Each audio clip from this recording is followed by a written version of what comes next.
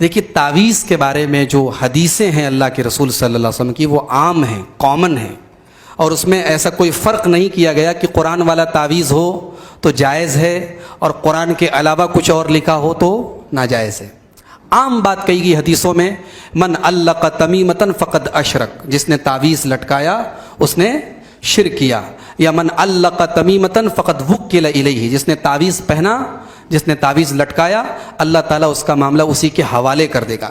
تو اس طریقے کے الفاظ کی وجہ سے صحیح بات یہی ہے، حالانکہ اس مسئلے میں علماء کا اختلاف ہے، مگر دلیل کے اعتبار سے مضبوط بات اور صحیح بات یہی ہے کہ تعویذ کوئی بھی جائز نہیں ہے، قرآنی تعویذ بھی جائز نہیں ہے، قرآنی تعویذ بھی جائز نہیں۔ ہاں اس کو شرک تو ہم نہیں کہیں گے، مگر قرآنی تعویذ بھی شرک تک لے کے جانے والی چیز ہے۔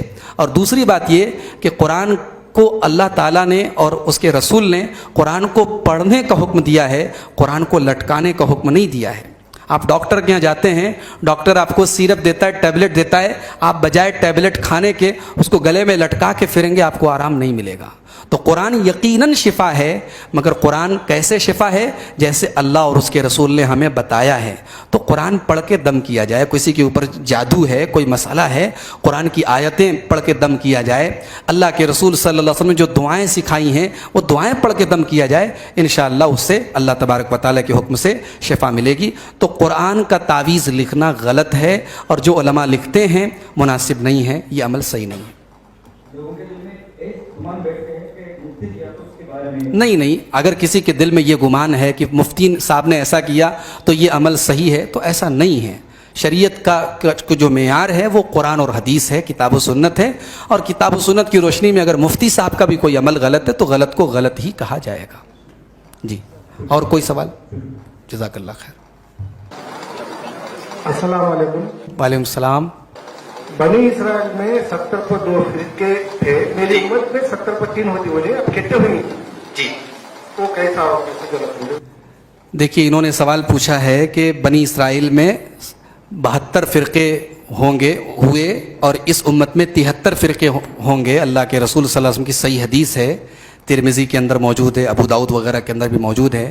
تو وہ 73 فرقے کیسے ہوں گے؟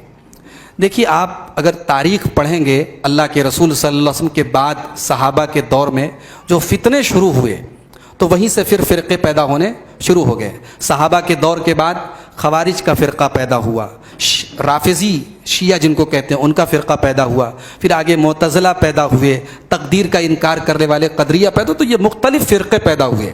ان کی حدیث میں کہیں ڈیٹیل نہیں ہے، تفصیل نہیں کون کون سے فرقے پیدا ہوں گے، لیکن حدیث میں یہ موجود ہے کہ ایک جماعت ہوگی جو نجات پائے گی۔ اس جماعت کی پہچان بتائی گئی کہ وہ جماعت اللہ کے رسول کے اور صحابہ کے طریقے پر چلے گی۔ اللہ ہم سب کو اس طریقے پر چلنے کی توفیق عطا فرمائے۔